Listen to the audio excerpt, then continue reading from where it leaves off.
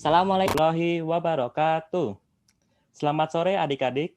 Selamat datang di webinar dengan tema pentingnya pajak. Puji syukur kita panjatkan kehadirat Tuhan Yang Maha Esa atas berkat dan rahmat-Nya kita bisa menghadiri acara webinar pada sore hari ini dalam keadaan sehat. Sebelum webinar dimulai, marilah kita berdoa terlebih dahulu agar webinar dapat berjalan dengan lancar. Berdoa sesuai dengan agama dan kepercayaan masing-masing dipersilahkan.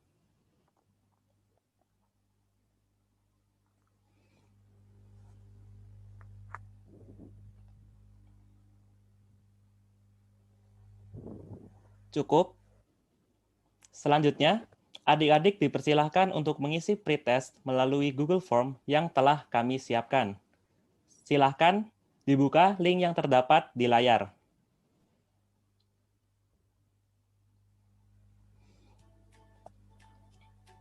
Apakah adik-adik sudah siap? Baiklah, pretest dapat dikerjakan dalam waktu 2 menit mulai dari sekarang.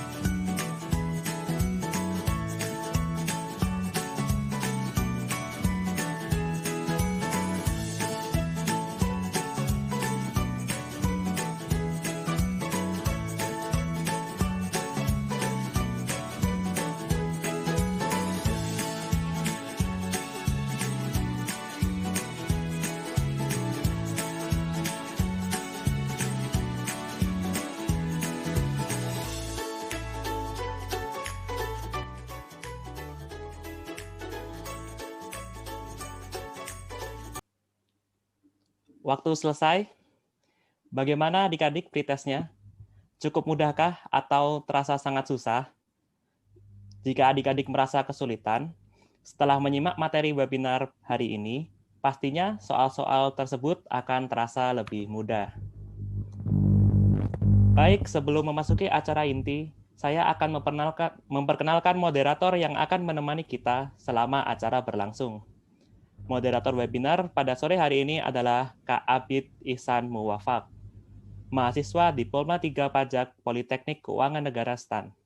Kak Abid menempuh pendidikan di SMP Negeri 1 Malang dan pendidikan SMA di SMA Negeri 1 Malang. Kepada Kak Abid, saya persilakan waktu dan tempat.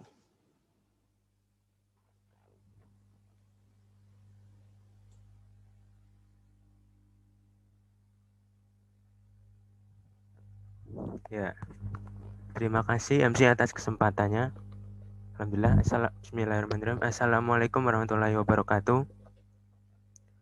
Bagaimana kabarnya adik-adik? Sehat selalu kan? Sehat dong ya? Masih semangat juga kan? Harus semangat juga dong. Karena kali ini kita akan bersama-sama belajar tentang materi perpajakan bersama narasumber kita yang sangat luar biasa ini.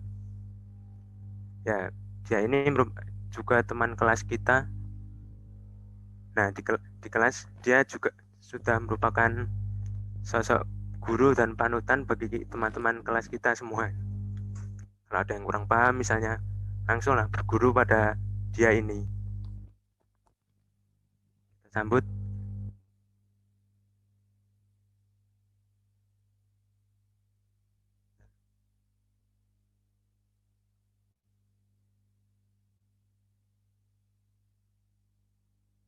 Nah, dia adalah Abdul Al-Malik Al-Muluk. Dia lahir di Lumajang 18 Februari tahun 2000. Statusnya sebagai mahasiswa Diploma 3 Pajak Politeknik Keuangan Negara STAN. Lewat pendidikan, dia pertama bersekolah di SDN Jogoyudan 1. Selanjutnya di SMP Negeri 2 Lumajang. Lalu dilanjutkan di SMA Negeri 1 Lumajang. Dan sekarang di semester 6 Diploma 3 Pajak Politeknik Keuangan Negara STAN. Nah, dia juga mendapat banyak penghargaan dalam masa sekolahnya. Pertama, juara 1 cerdas cermat perpajakan Taxer Games tahun 2019. Lalu juara 1 kompetensi pajak Pak Nasional TST Fakultas Ekonomi dan Bisnis Universitas Indonesia 2020. Lalu juara 1 dan high score pada Accounting Tax Competition Fakultas Ilmu Administrasi Universitas Indonesia 2020. Dan terakhir juara 2 Accounting and Tax Competition Politeknik Negeri Bali 2020. Ya, mari kita sapa dulu. Assalamualaikum Kak Abdul Al-Malik Al-Muluk. Waalaikumsalam. Sehat ya Kak ya? Alhamdulillah. Gimana Kak Abid dan Kak Novel sehat semua? Alhamdulillah. Alhamdulillah. Alhamdulillah. Panggilannya Kak Muluk ya? Ya, ya. Adik-adik dan Kak Abid, Kak Novel bisa panggil saya Kak Muluk gitu ya. Ya, baiklah Kak Muluk dan teman-teman, untuk mempersingkat waktu, marilah kita beralih ke acara inti, yakni pemaparan materi oleh narasumber. Untuk narasumber kami persilakan. Baik, terima kasih Kak Abid sebagai moderator pada webinar di sore hari ini. Kita mulai ya adik-adik semua. Assalamualaikum warahmatullahi wabarakatuh. Selamat sore adik-adik semua. Gimana kabarnya gitu ya? Semoga dalam keadaan sehat walafiat. Semoga tetap dalam keadaan semangat ya. Semangat untuk apa? Semangat untuk belajar. Dan pada kesempatan yang berbahagia kali ini kita akan belajar tentang apa itu Kak? Tentang pentingnya pajak. Gitu ya adik-adik. Nah, tanpa berlama-lama lagi kita mulai. Apa saja sih Kak yang akan kita pelajari pada webinar di sore hari ini? Pertama, adik-adik harus mengenal pengertian pajak. Harus tahu dulu pengertian pajak. Sebelum masuk ke seluk-beluk pajak itu sendiri, adik-adik semua harus paham, harus kenal dulu lah ya, harus kenal dulu dengan yang namanya pajak. Kalau misalnya diibaratkan dengan pacaran gitu ya, mungkin adik-adik nggak mungkin kan tiba-tiba langsung nembak pacarnya, nggak mungkin kan, pastinya adik-adik akan PDKT dulu gitu ya, akan kenalan dulu. Nah, sebagai pembuka kita akan kenalan dulu dengan apa itu pajak. Yang kedua, kita akan belajar fungsi pajak. Apa sih fungsi pajak itu? Kenapa negara itu memungut uang dari rakyat gitu ya? Yang ketiga, kita akan belajar manfaat pajak itu sendiri. Yang keempat, apa saja sih jenis-jenis pajak? Dan yang terakhir, terkait dengan sistem pemungutan pajak. Baik, adik-adik semua, kita akan lanjut ke poin pertama, yakni kenalan terkait dengan pengertian pajak.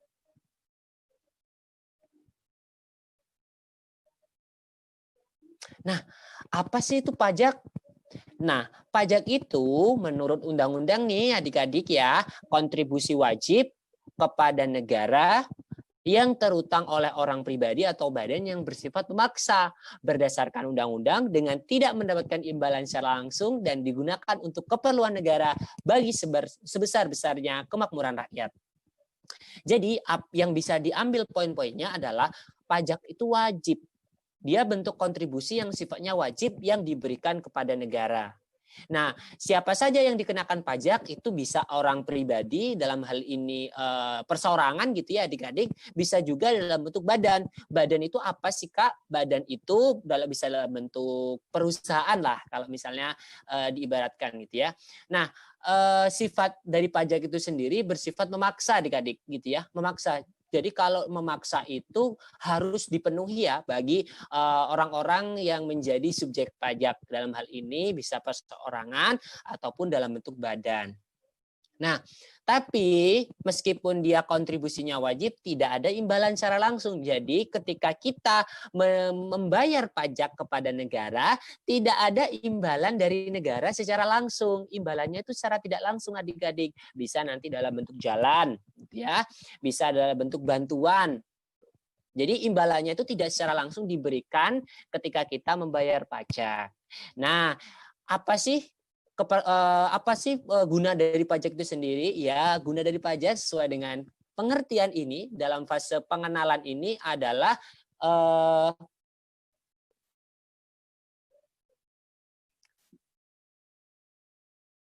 digunakan untuk keperluan negara, adik-adik. Jadi pajak itu digunakan untuk keperluan negara. Jadi bukan untuk keperluan pribadi ya, bukan untuk keperluan pribadi pegawai pajak, bukan, tapi untuk keperluan negara dan nanti ditujukan bagi sebesar-besarnya kemakmuran rakyat, seperti itu. Selanjutnya kita akan membahas terkait sebelum kita membahas, kita lanjut pembahasan terkait fungsi pajak, kita lihat fakta yang ada di APBN tahun 2021. Tapi sebelumnya kakak akan kenalin dulu ya apa itu APBN. Mungkin adik-adik penasaran, Kak, apa sih itu APBN? APBN itu adalah anggaran pendapatan belanja negara. Jadi APBN, di dalam APBN ini ada yang namanya ada pendapatan negara, ada belanja negara. Jadi di situ apa saja sih sumber pendapatan negara dan apa saja sih belanja negara. Jadi seperti itu adik-adik. Nah, di APBN 2021 pendapatan negara kita itu direncanakan yakni sebesar 1.743,6 triliun. Wow, luar biasa banget ya. Luar biasa banyak bukan? Nah, tidak heran lah ya di rakyat Indonesia itu kan 260 juta. Sekitar 260 juta. Nah, kalau pendapatan negara segini ya tidak terlalu memang wajar lah gitu ya. Nah, dari 1.743,6 triliun ini, penerimaan perpajakan itu 1.444,5 triliun. Bayangin berapa persen itu, ya kan? Jadi sumber utama pendapatan negara itu bertumpu pada penerimaan perpajakan adik-adik. Maka dari itu kenapa pajak itu penting? Ya karena sumber pendapatan kita itu berasal dari perpajakan. Kalau misalnya kita nggak ada pendapatan, terus yang membiayai pelaksanaan kenegaraan kita siapa? Yang membangun jalan dari uang apa?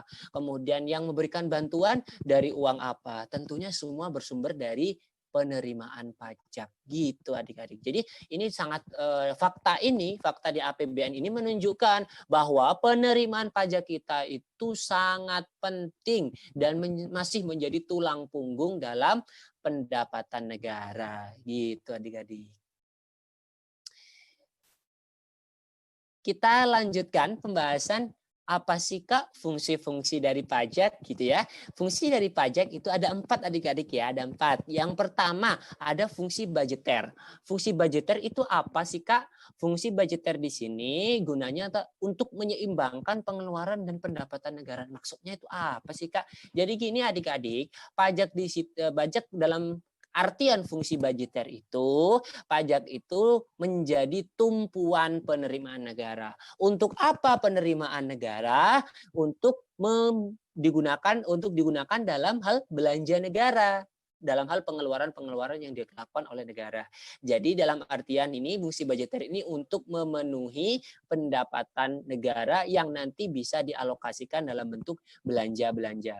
Belanja itu dalam bentuk apa saja Kak? Bisa belanja infrastruktur, bisa dalam belanja sosial, misalnya dalam bantuan itu kan semua dari uang pajak gitu ya adik-adik. Nah yang kedua ada fungsi regulasi. Fungsi regulasi itu apa sih Kak?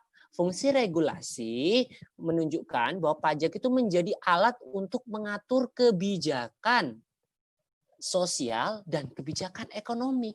Maksudnya gimana, Kak? Nah, regulasi di sini artinya apa? Pajak ini sifatnya mengatur. Mengatur apa? Misalnya nih adik-adik pasti tahu tentang rokok, bukan? Nah, di situ rokok itu dikenakan pajak, ya kan? Nah, pajak yang dikenakan terhadap rokok itu fungsinya untuk apa? Bukan hanya untuk penerimaan negara ya adik-adik, bukan hanya untuk budgeter saja, tapi untuk membatasi peredaran rokok. Kenapa? Karena rokok itu membahayakan kesehatan. Jadi kalau rokok itu berdampak buruk bagi kesehatan, maka bisa dikenakan pajak. Dalam hal ini pajak berfungsi untuk mengatur kebijakan sosial dan ekonomi. Kalau dalam kasus rokok tadi, berarti pajak mengatur peredaran rokok. Agar apa? Agar tidak terlalu banyak. Kalau nggak dipajakin, peredaran rokok akan terlalu banyak, nanti akan berbahaya bagi kesehatan nasional. Seperti itu. Dan yang ketiga ada fungsi distribusi adik-adik. Fungsi distribusi itu apa sih Kak? Fungsi distribusi itu artinya sesuai dengan namanya berarti mendistribusikan kesejahteraan kepada masyarakat. Gitu ya. Jadi mendistribusikan kesejahteraan kepada masyarakat. Maksudnya gimana? Jadi pajak orang kaya itu akan lebih besar dari pajak yang dibayarkan oleh orang yang kurang mampu, gitu ya. Nah, artinya apa? Ketika pajak dari orang kaya itu lebih besar, artinya ada distribusi pendapatan. Distribusi pendapatan itu seolah-olah si kaya ini akan memberikan sebagian penghasilannya kepada negara untuk nanti disalurkan kepada yang miskin. Gitu adik-adik. Jadi pajak ini sifatnya fungsi distribusi. Kalau nggak ada pajak gimana? Bayangin, yang kaya jadi semakin kaya, yang miskinnya jadi semakin miskin. Maka dari itu harus diperlukan distribusi. Agar apa? Agar nggak terjadi ketimpangan. Kalau ketimpangan yang terlalu jauh itu sangat berbahaya adik-adik, gitu ya. Dan yang terakhir ya, yang keempat, fungsi pajak itu adalah terkait dengan fungsi stabilitas. Untuk apa stabilitas? Tentunya pajak ini akan menstabilkan kondisi perekonomian. Kalau nggak ada pajak, bayangin, nggak ada penerimaan negara. Nggak ada penerimaan negara, bayangin, nggak bisa belanja negara. Nggak ada pembangunan jalan, nggak ada bantuan-bantuan, nggak ada bantuan terkait pendidikan. Dana BOS yang sekarang diterima oleh sekolah, bantuan operasional sekolah di situ, itu berasal dari uang pajak adik-adik. Maka dari itu sangat penting uang pajak ini bagi negara kita. Seperti itu. Kita lanjutkan pembahasan kita ya adik-adik. Kita santai-santai saja dalam membahas gitu ya. Yang penting adik-adik bisa paham, bisa kenal, bisa dekat lebih jauh gitu ya terkait dengan pajak ini. Nah, setelah kita belajar terkait dengan fungsi pajak, kita selanjutnya akan belajar manfaat pajak. Apa saja sih Kak manfaat pajak bagi masyarakat? Nah, manfaat pajak bagi masyarakat itu ada yang pertama untuk fasilitas umum atau infrastruktur. Ya, jadi pajak itu nanti akan beberapa dialokasikan untuk fasilitas umum dan infrastruktur. Jembatan, jalan, itu semuanya berasal dari uang pajak. Gitu ya adik-adik. Jadi kalau misalnya nggak ada uang pajak, ya jalan-jalan pasti rusak. Jalan-jalan pasti tidak ada pengaspalan jalan, perbaikan jalan, tidak ada. Jembatan itu akan rusak. Maka dari itu pajak itu penting dalam hal pembangunan fasilitas umum dan infrastruktur. Fasilitas umum itu tidak hanya jalan, jembatan. Kita bisa lihat ada terminal, ada bandara, ada sekolah, itu semuanya berasal dari uang pajak. Nah, yang kedua ada terkait dengan pertahanan dan keamanan. Nah, pajak itu tidak hanya buat fasilitas umum saja ya adik-adik, bisa dalam bentuk pembelian terkait dengan alat-alat alutsista. Dalam hal ini bisa beli pesawat jet, bisa beli tank gitu ya. Nah, itu gunanya untuk apa ya? Tentunya untuk pertahanan dan keamanan negara kita. Kalau tidak ada itu pasti negara-negara lain seenaknya saja masuk ke negara kita. Maka dari itu untuk menjaga kestabilan pertahanan dan keamanan negara kita, perlu adanya pembelanjaan dari uang pajak yang berasal dari masyarakat dalam bentuk alutsista. Bisa dalam bentuk tank, pesawat jet, dan yang lain-lainnya. Bisa dalam bentuk senjata juga, adik-adik ya. Senjata bagi yang bisa dipegang oleh TNI, Polri juga. Maka dari itu pajak sangat penting untuk penerimaan negara. Kemudian yang ketiga, adik-adik, ada subsidi pangan dan BBM. Pajak itu bisa juga untuk subsidi pangan dan BBM. Maksudnya subsidi pangan dan BBM itu gimana sih, Kak? Subsidi itu artinya kan bantuan, adik-adik ya, bantuan pangan dan BBM. Jadi bisa misalnya nih, subsidi pupuk misalnya. Misalnya pupuk itu harganya dari pabrikan mahal banget. Misalnya harganya 20.000 misalnya ya, misalnya. Nah, di situ kalau misalnya ada bantuan dalam hal subsidi dari pemerintah, itu nanti harganya kepada petani bisa menjadi 15.000. Jadi seakan-akan pemerintah akan memotong harga pupuk yang dibeli oleh petani. Nggak hanya pangan saja, bisa dalam bentuk BBM.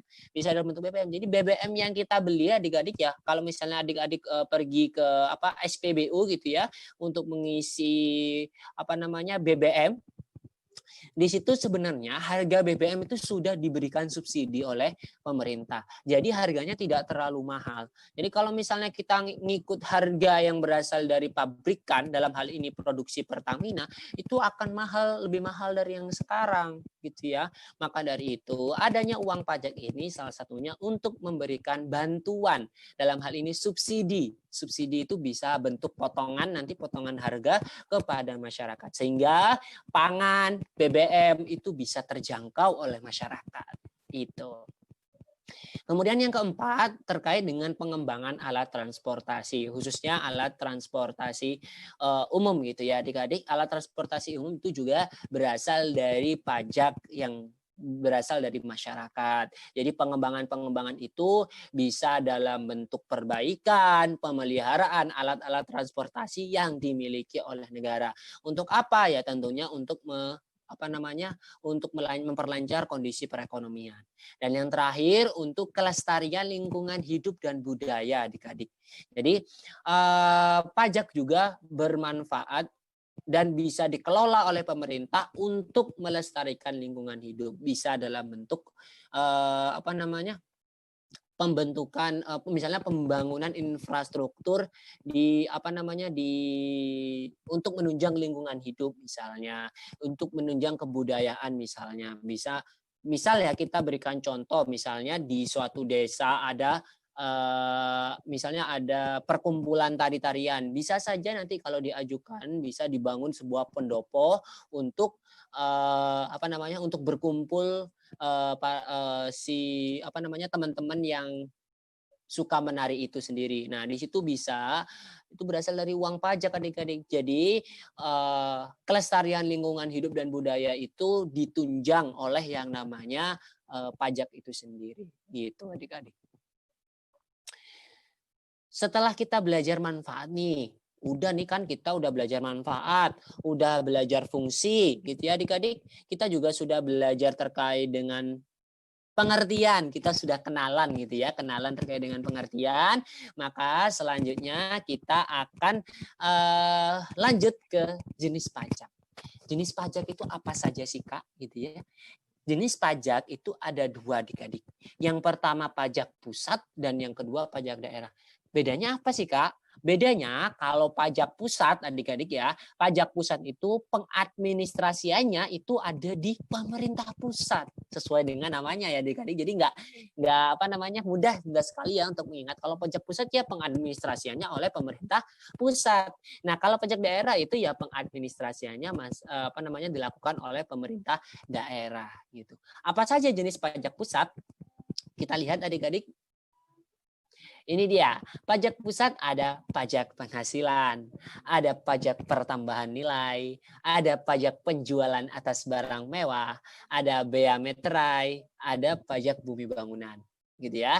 Jadi pajak bumi bangunan ini pun ada khusus untuk sektor perkebunan, perhutanan, pertambangan, dan sektor lainnya, gitu ya. Kalau pajak bumi bangunan yang dibayarkan adik-adik itu, yang pajak rumah biasanya itu adalah jenis pajak daerah. Jadi pengadministrasiannya dilakukan oleh pemerintah daerah, bukan dilakukan oleh pemerintah pusat, gitu ya. Kalau bea materai mungkin adik-adik sudah kenal lah ya. Kalau adik-adik itu membuat surat perjanjian, gitu ya, pasti ada materai kan di situ. Sebelum kita tanda tangan pasti ada materai yang ditempel, kemudian kita bisa tanda tangan. Itu bea materai. Itu termasuk pajak juga loh, gitu ya. Jadi 6.000 yang kita bayarkan itu masuk ke dalam kas negara, gitu ya. Kemudian yang berikutnya ada pajak penjualan atas barang mewah. Ini biasanya dikenakan atas barang-barang mewah, adik-adik.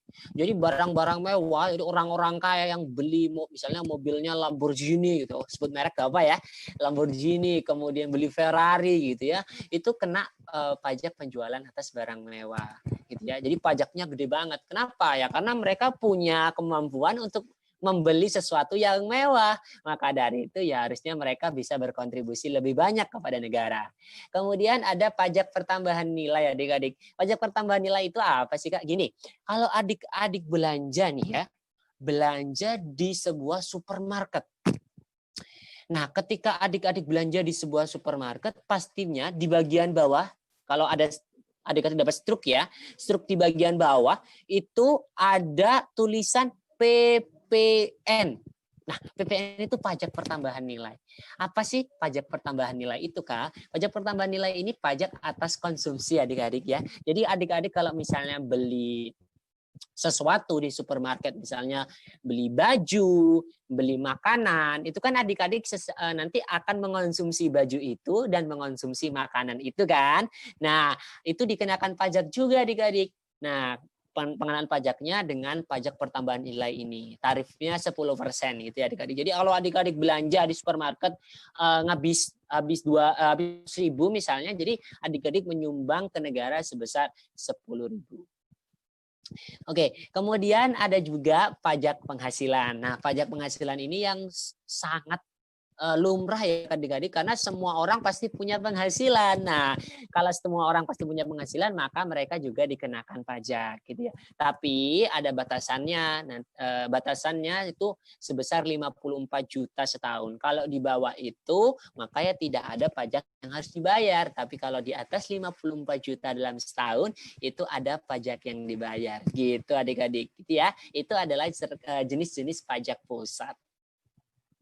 Kemudian kita lanjutkan ke pajak daerah, adik-adik. Pajak daerah itu apa saja, Kak? Wah, banyak banget ya adik-adik. Pajak daerah, ada pajak kendaraan bermotor. Mungkin ya, sekarang adik-adik nanti kalau pulang, tanya ke orang tuanya. Ayah, ibu, pernah bayar pajak kendaraan bermotor nggak? Pasti pernah. Setiap setahun sekali kadang itu pasti orang tua adik-adik membayar pajak kendaraan bermotor gitu ya. Nah, pajak kendaraan bermotor ini dikenakan atas kepemilikan kendaraan bermotor. Jadi kalau adik-adik punya kendaraan bermotor harus membayar pajak ya, setahun sekali gitu. Kemudian ada bea balik nama kendaraan bermotor. Bea balik nama ini untuk apa? Kalau misalnya ada penjualan kendaraan bermotor. Misalnya nih, misalnya adik-adik ya, misalnya A menjual kendaraan bermotor B gitu ya. Atas di BPKB-nya, bukti kepemilikannya itu masih atas nama A. Biar menjadi atas nama B itu ada yang namanya balik nama kan. Pasti tahu dong, balik nama. Nah, di situ ada yang namanya bea balik nama. Itu juga pajak. Pajaknya dalam bentuk pajak daerah.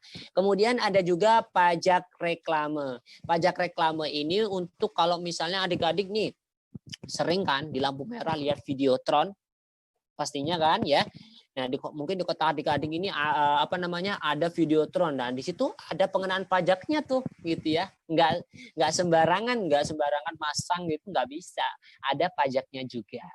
Kemudian ada pajak bahan bakar kendaraan bermotor, itu adik-adik ya. Bahan bakar kendaraan bermotor. Jadi gini, bahan bakar kendaraan bermotor itu menyebabkan emisi, adik-adik. Emisinya sangat berbahaya. Nah, maka dari itu ada pajaknya. Buat apa sih, Kak, ada pajaknya? Ya iya dong, untuk apa? Untuk penanganan kesehatan misalnya, bisa untuk penanaman pohon untuk mengurangi dampak dari asap dari kendaraan bermotor itu. Kemudian ada pajak air tanah, juga pajak air permukaan. Untuk apa ini sih Kak? Jadi pajak air permukaan dan pajak air tanah, kalau misalnya ada perusahaan yang mengambil air di permukaan maupun di air dari dalam tanah, itu dikenakan pajak. Dan berikutnya ada pajak parkir ya. Jadi adik-adik kalau misalnya ada misalnya ya, adik-adik melakukan parkir gitu ya, parkir di sebuah mall. Di situ kan adik-adik dipungut bayaran gitu ya adik-adik. Nah, nanti sebagian yang adik-adik bayarkan kepada penyelenggara mall itu nanti akan disetorkan ke kas negara dalam bentuk pajak parkir. Juga ada pajak rokok adik-adik. Untuk apa? Sebagaimana Kakak jelaskan sebelumnya bahwa pajak adalah berfungsi untuk regulasi, mengatur peredaran rokok agar tidak terlalu mengganggu kesehatan nasional. Maka dari itu ada yang namanya pajak rokok gitu adik-adik. Ya. Pajak daerah apakah sampai di situ saja? Tentu tidak adik-adik. Pajak daerah itu banyak banget ya, banyak banget. Nah, ini selanjutnya ada pajak hotel. Kalau adik-adik ke hotel gitu ya, pasti ada pajak hotel gitu ya. Pasti nanti akan dipungut pajak. Kemudian ada pajak restoran. Kalau adik-adik makan di restoran pasti ada yang namanya pajak restoran. Kemudian ada pajak penerangan jalan. Ini juga misalnya gini adik-adik. Adik-adik kalau misalnya bayar listrik, apakah itu ada komponen pajaknya? Ada adik-adik, ada.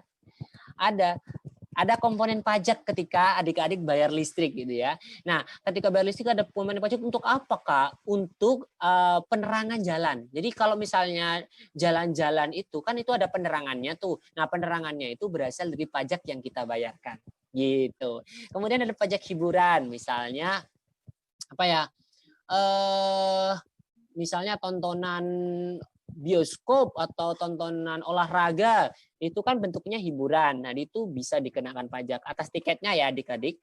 Kemudian ada pajak bumi bangunan pedesaan dan perkotaan. Nah, ini yang Kakak jelaskan gitu ya adik-adik. Pajak bumi bangunan itu ada yang sektor perkebunan, perhutanan, pertambangan dan lainnya itu pengadministrasiannya dilakukan oleh pemerintah pusat. Kalau pedesaan dan perkotaan, pajak bumi bangunan pedesaan dan perkotaan itu diadministrasikan oleh pemerintah daerah. Misalnya mungkin adik-adik ya, kalau tiap akhir tahun pasti ada pajak rumah. Ya, nah itu merupakan pajak bumi bangunan pedesaan dan perkotaan. Kemudian ada pajak mineral bukan logam dan batuan, dan ini juga pajak misalnya nih ada perusahaan ngambil mineral yang ada di dalam bumi itu juga dikenakan pajak. Ada BPHTB ya, pengalihan hak atas tanah bangunan. Ini misalnya terkait penjualan tanah dan bangunan. Artinya balik nama ya. Kalau tadi balik nama kendaraan bermotor, sekarang balik nama dalam hal tanah dan bangunan. Dan yang terakhir pajak sarang burung walet. Kalau misalnya ada perusahaan punya usaha sarang burung walet gitu ya. Sarang burung walet ini nilainya sangat tinggi adik-adik ya. Maka dari itu akan dikenakan pajak gitu. Gitu ya. Jadi kalau pajak pusat itu dikit ya, pajak pusat ya hanya ada 5 kalau nggak salah tadi. Kalau pajak daerah itu sangat banyak adik-adik. Karena pengadministrasiannya itu dilakukan oleh pemerintah daerah. Seperti itu. Nah, selanjutnya terakhir nih adik-adik ya, terakhir kita bahas terkait dengan sistem perpajakan adik-adik. Kalau tadi kita sudah tahu jenis-jenis pajak, kemudian kita sudah tahu fungsi pajak, kemudian kita sudah tahu manfaat pajak gitu ya adik-adik. Nah, selanjutnya kita akan belajar sistem perpajakan. Sistem perpajakan di Indonesia itu namanya self assessment. Wah, apaan itu Kak? Istilah apa itu Kak ya?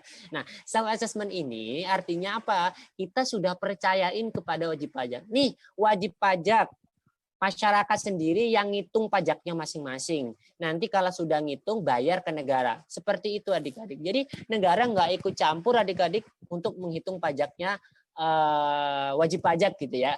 Nah, mereka yang menghitung sendiri, mereka yang bayar, kemudian mereka yang lapor kepada negara. Seperti itu adik-adik. Nah, awal mulanya ada yang harusnya daftar dulu dong. Daftar dulu. Kemudian yang kedua kita kemudian hitung. Setelah hitung bayar sendiri. daftar sendiri, hitung sendiri, bayar sendiri, dan lapor sendiri. Gitu adik-adik. Semuanya secara mandiri. Nah, institusi pemungut pajak itu ngapain gitu ya? Kalau misalnya si wajib pajak atau masyarakat disuruh daftar sendiri, hitung sendiri, bayar sendiri, dan lapor sendiri. Nah, institusi pemungut pajak itu hanya mengawasi saja, gitu ya. Mengawasi apa? Kalau misalnya pajaknya tiba-tiba nggak benar, nggak dicatat sesuai dengan nilai yang sebenarnya, gitu ya. Loh, emang bisa tahu ya Kak? Kita bisa misalnya ngitungnya nggak benar gitu. Bisa tahu adik-adik dengan apa? Ada yang namanya mekanisme pemeriksaan pajak. Kalau pemeriksaan pajak itu dilakukan oleh pemeriksa pajak, nah gitu ya. Nah nanti bisa memperoleh data-data. Nanti ada penggalian data juga, gitu ya. Jadi adik-adik nanti kalau misalnya sudah dewasa dan nantinya menjadi wajib pajak gitu ya, mendapatkan penghasilan dan menjadi wajib pajak, nanti adik-adik harus secara benar mendaftar, membayar, menghitung dan melapor pajak gitu. Ada 4 ya kewajiban perpajakan ya adik-adik. Jadi seperti yang kakak jelaskan sebelumnya. Yang pertama, apa itu Kak? Yes, mendaftar. Mendaftar. Jadi teman-teman dapat mendatangi langsung bisa ke KPP. KPP itu Kantor Pelayanan Pajak Pratama atau KP2KP gitu ya. Atau Kantor Pelayanan Kantor Pelayanan Penyuluhan dan Konsultasi Perpajakan. Untuk apa? Mendaftarkan diri. Jadi datang ke kantor pajak bilang, Pak saya mau daftar. Bu saya mau daftar. Atau kalau misalnya adik-adik nggak mau datang langsung nih, wah sekarang kan sudah zamannya online ya, sekarang belanja aja online gitu ya. Nah ini adik-adik sekarang bisa nih daftar secara online. Melalui apa? Di sini ada alamatnya, yakni e-registration.pajak.go.id, https //erec.pajak.go.id. Nah, alurnya gimana? Yang pertama tentunya mempersiapkan dokumen. Apa saja dokumennya, Kak? Pastinya ada KTP adik-adik, kemudian setelah KTP nanti ada juga surat keterangan dari kelurahan gitu ya. Kemudian yang berikutnya ada membuat akun e-registration gitu ya. Kalau misalnya secara online ya. Kemudian setelah itu baru mengisi form NPWP gitu. Nah, kalau misalnya secara offline ya udah datang aja, dokumennya kasih, udah. Nanti kita disuruh mengisi form pendaftaran gitu ya. Kalau sudah mengisi form pendaftaran ya udah, nanti adik-adik akan menerima yang namanya NPWP gitu ya. NPWP itu apa? Nomor pokok wajib pajak. Ya. Nah, yang kedua itu ada hitung. Nah, habis daftar gitu ya. Kemudian pajaknya itu kita hitung sendiri. Caranya gimana ya? Tarif dikalikan dasar pengenaan pajak gitu ya. Nah, misalnya nih, ini ada contohnya nih. Misalnya ada adik-adik dapat penghasilan minimal 20 juta. Ya tinggal nanti ada tarif dikalikan dengan penghasilan adik-adik. Di situ 5% dikalikan 20 juta. Hasilnya adalah 1 juta. Jadi dari 20 juta penghasilan adik-adik, adik-adik cuma menyumbang 1 juta aja untuk negara gitu ya. Adik-adik cuma cukup menyumbang 1 juta saja ya untuk negara. Seperti itu adik-adik. Nggak banyak kan, cuma berapa persen? 1 juta per 20. Berapa persen? Cuma 5% kan. Itu sangat sedikit. Seperti itu. Nah, setelah menghitung ngapain? Nah, yang selanjutnya kalau udah hitung apa ya? Tentu bayar gitu ya. Bayarnya kemana? Bayarnya pertama awalnya ada membuat kode billing. Gitu ya adik-adik. Kode billing itu kode billing itu apa sih Kak? Kode billing itu semacam angka-angka kode itu kayak token. Adik-adik pernah beli token listrik? Pernah ya? Pasti pernah lah ya. Di situ ada kan angka-angka. Nanti billing itu seperti itu adik-adik. Cara membuatnya gimana? Bisa melalui online, bisa datang ke kantor pajak, gitu ya. Kalau melalui online, melalui alamat itu ya adik-adik melalui SSE tadi, pajak.go.id atau melalui adik-adik bisa datang langsung ya ke kantor pajak itu bisa ke KPP atau ke KP2KP atau lewat teller bank bisa, lewat internet banking bisa atau ASP application service provider itu juga bisa adik-adik. Nah, Data yang dibutuhkan apa saja untuk membuat billing? Ada NPWP, kode jenis pajak, kode jenis setoran, masa pajak, tahun pajak, dan jumlah pajak yang akan disetor. Itu adalah tata cara untuk membuat kode billing. Selanjutnya adalah ya tentu bayar billing itu melalui ATM, internet banking, bisa melalui mesin EDC, ataupun mobil banking, ataupun lewat langsung teller bisa, teller bank bisa, teller kantor pos bisa gitu ya adik-adik. Online Kak bisa, mobil banking bisa, ATM bisa gitu ya. Itu bisa membayar pajak melalui yang tadi Kakak sebutkan. Dan terakhir kalau udah bayar harus lapor dong. Harus lapor ini maksudnya gini, kalau udah bayar nanti lapor dulu ke negara. Negara tadi yang bayar itu aku. Nah, maksudnya seperti itu. Jadi kalau nggak lapor gimana ya? Kalau nggak lapor nggak tahu dong ini duit dari siapa gitu ya adik-adik. Nah, wajib pajak itu menyampaikan pelaporannya dengan apa? Dengan yang namanya SPT. SPT-nya singkatan dari surat pemberitahuan. Ini dalam hal ini surat pemberitahuan tahunan sebelum jatuh tempo. Kalau orang pribadi itu 31 Maret ya. Jadi maksimal 31 Maret. Kalau lebih ya kena sanksi dong. Kalau badan atau orang perusahaan itu ya adik-adik itu 30 April. Nah, SPT-nya ini macam-macam ya adik-adik, bisa ada jenisnya SPT 1770, 1770S, dan 1770SS. Nah, untuk badan itu 1771. Itu jenisnya aja sih adik-adik. Adik-adik nggak perlu tahu intinya adik-adik ngisi lapor dengan SPT gitu maksudnya. Nah, itu lapornya gimana? Bisa lewat langsung ke KPP datang bisa, kantor pajak bisa. Kemudian atau ngirim lewat pos itu bisa, lewat jasa ekspedisi gitu ya. JNE, JNT gitu itu bisa, nggak apa ya sebut mereknya.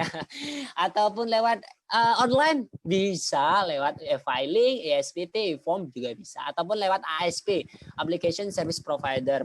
Maksudnya itu kalau lewat web yang dikelola oleh pihak swasta itu bisa gitu ya. Itu jadi mudah banget ya adik-adik sekarang. Ini nggak harus datang langsung ke KPP, kita online aja udah bisa gitu.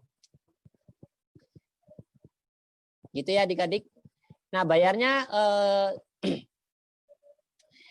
di mana? Sebagaimana Kakak jelaskan sebelumnya bahwa bayarnya itu bisa di bank, di kantor pos. Kalau di pajak daerah itu bayarnya ke kantor Samsat gitu ya. Di kantor Samsat. Jadi Samsat itu bukan kepolisian aja ya isinya, di situ ada juga petugas pajak gitu ya adik-adik ya.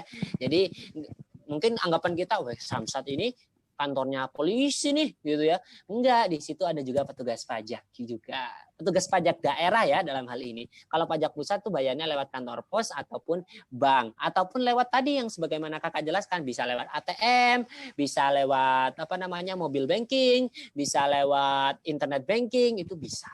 Seperti itu adik-adik.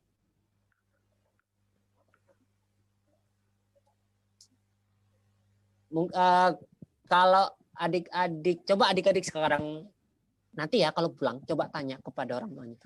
Pah, mah, ayah, ibu, mak, abah, udah bayar pajak atau belum? Nah, gitu ya.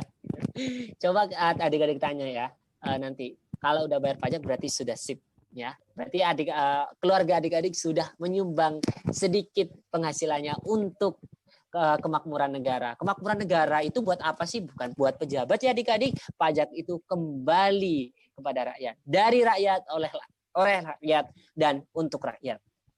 Seperti itu adik-adik.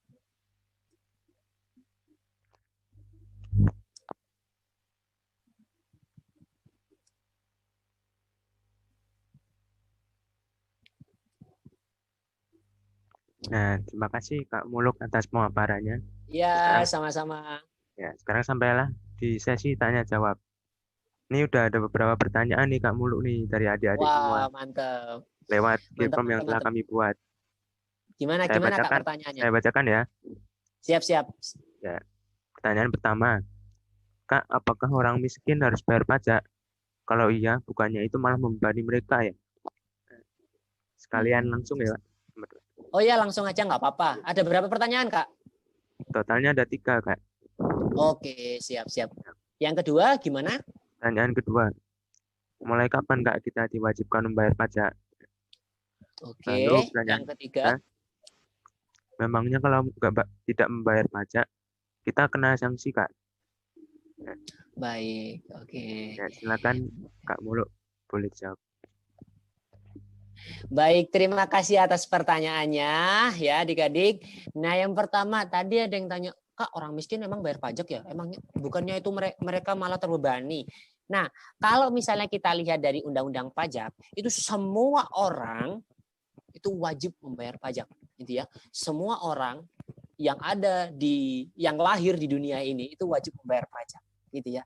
Nah, sekarang kita lihat lagi, orang tersebut punya penghasilan atau tidak, adik-adik. Kalau nggak punya penghasilan, ya nggak perlu membayar pajak, gitu. Ya, kalau nggak punya penghasilan ya tidak perlu membayar pajak. Kak, orang miskin ada nih penghasilan, tapi cuma dikit, Kak. Nah, kalau punya penghasilan itu sudah memenuhi ketentuan pajak, ketentuan wajib pajak, maka dia termasuk orang yang dikenakan pajak, gitu ya. Nah, tapi dilihat dulu adik-adik bahwa dalam sistem perpajakan kita batasan penghasilan yang dikenakan pajak itu adalah di atas 54 juta adik-adik. Jadi dalam 1 tahun ya, kalau misalnya di total 1 bulan, kalau misalnya di total setahun itu lebih dari 54 juta, maka itu yang dikenakan pajak, yang diharuskan untuk membayar pajak. Tapi kalau misalnya penghasilannya tidak sampai 54 juta mah tidak diharuskan untuk membayar pajak gitu. Tapi kalau secara umum semuanya menjadi subjek pajak. Jadi subjek pajak itu ya karena intinya yang lahir di dunia ini semuanya itu menjadi subjek pajak adik-adik. Tapi apakah mereka membayar pajak? Belum tentu. Kita lihat dia punya penghasilan? Nggak punya. Oh ya udah selesai, dia tidak membayar pajak, tidak perlu membayar pajak. Apakah dia punya penghasilan? Oh punya. Tapi dilihat penghasilannya. Kalau misalnya dalam 1 tahun lebih dari 54 juta, maka mereka diharuskan untuk membayar pajak. Kalau di bawah itu tidak membayar pajak. Gitu ya. Itu untuk pertanyaan pertama. Nah, untuk pertanyaan kedua. Tadi pertanyaannya gimana, Kak, yang kedua? Kok jadi lupa, Kakak? Umur berapa, Kak, kita harus diwajibkan membayar pajak? Umur berapa? Oke. Umur berapa? Nah, itu tidak ada ketentuan umur ya adik-adik. Selama kita sudah mendaftar, kalau mendaftar itu, kalau mendaftar itu harus punya KTP ya. Kalau punya KTP berarti berapa? Umur 17 tahun adik-adik. Jadi kalau misalnya udah adik-adik udah umur 17 tahun, kemudian sudah mendapatkan penghasilan, adik-adik wajib daftar. Daftarnya nanti dapat nomor pokok wajib pajak atau NPWP. Setelah itu kalau penghasilan adik-adik lebih dari 54 juta baru adik-adik bisa diharuskan untuk membayar pajak. Tapi apakah anak kecil itu bisa bayar pajak, Kak? Bisa saja adik-adik, tapi tidak perlu mendaftar gitu ya. Maka dari itu membayar pajak itu tidak dilihat umur berapa ya. Kalau anak kecil misalnya artis nih, penghasilannya 200 juta misalnya. Wah, banyak banget kan. Nah, anak kecil, nah itu nanti gimana bayar pajaknya, Kak? Ya mereka tetap diharuskan untuk membayar pajak. Kenapa? Karena mereka penghasilannya sudah lebih dari 54 juta dalam 1 tahun gitu. Tapi kewajiban perpajakan mereka diwakili oleh orang tua mereka gitu. Karena mereka kan belum dewasa nih, belum punya KTP nih. Jadi nanti kewajiban perpajakannya dilakukan oleh orang tua mereka gitu. Itu ya untuk pertanyaan kedua. Kalau pertanyaan ketiga tadi, Kakak ingat tadi terkait apakah ada sanksi, Kak, Sanksi, gitu ya? ya. Benar kan? Oke, benar ya.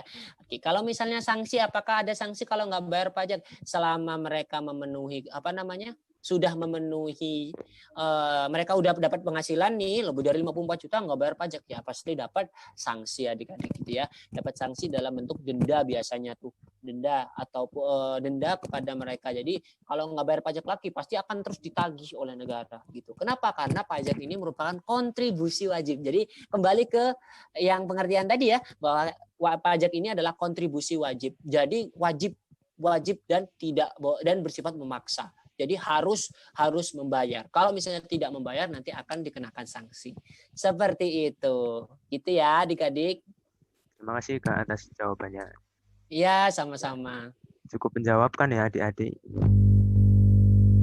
Terima kasih juga, Kak, atas pemaparannya tadi. Sangat jelas dan mendetail sekali ya. Sama-sama. Ya, semoga penjelasan kakak bisa dipahami oleh adik-adik sehingga adik-adik nanti kalau sudah dewasa udah punya KTP semua lah ya kalau SMA. Nah nanti kalau misalnya udah dapat penghasilan, adik-adik bisa menjadi wajib pajak yang patuh, yang taat dan bisa berkontribusi bagi penerimaan negara yang nantinya bermanfaat juga bagi kemakmuran rakyat Indonesia. Gitu adik-adik. Amin. Siap, Kak. Terima kasih, Kak, waktunya sampai Ya, menyempatkan sama-sama. jadi narasumber di webinar kita kali ini. Kami doakan selalu sukses selalu ya, Kak. Ya, Amin, amin. Terima kasih. ya, terima kasih. Ya, adik-adik, sampailah kita di penghujung acara. Namun sebelumnya izinkan saya akan menarik kesimpulan dari pemaparan Kak Muluk tadi.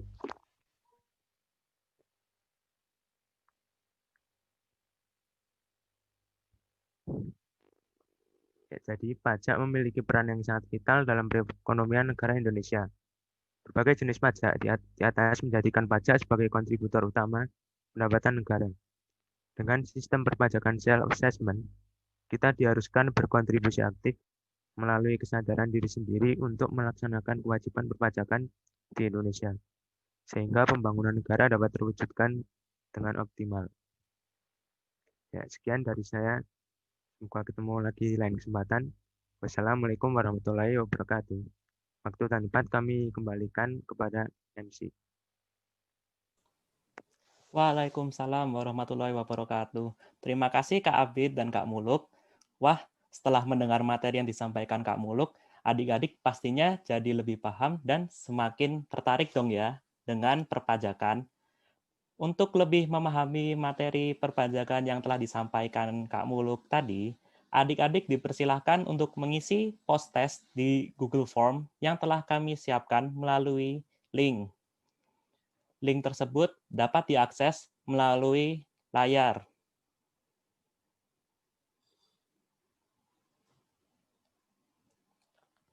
Waktu pengerjaan post test adalah 2 menit.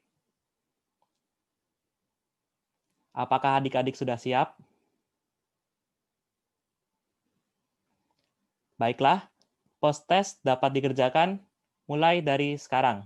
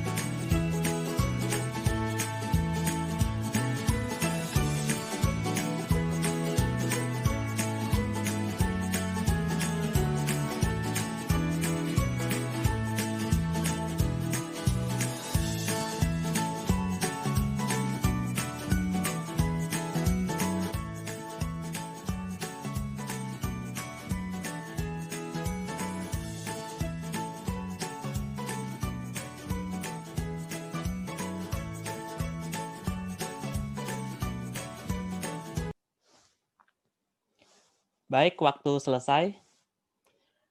Tidak terasa kita sudah berada di akhir acara. Kami selaku panitia mengucapkan terima kasih kepada Kak Muluk selaku narasumber dan Kak Abid selaku moderator. Dan tentunya adik-adik sekalian yang sudah menghadiri webinar pada sore hari ini dengan penuh antusias. Kami mohon maaf apabila ada kekurangan atau kata-kata yang kurang berkenan. Semoga webinar sore hari ini dapat memberikan banyak manfaat bagi kita semua. Selamat sore, wabillahi taufik wal hidayat. Wassalamualaikum warahmatullahi wabarakatuh. Waalaikumsalam warahmatullahi wabarakatuh. Waalaikumsalam.